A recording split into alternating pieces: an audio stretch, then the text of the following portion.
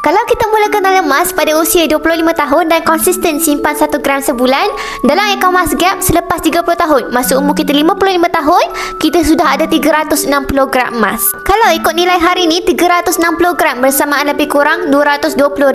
Tapi kita tahu emas ni sentiasa meningkat nilainya untuk jangka masa panjang.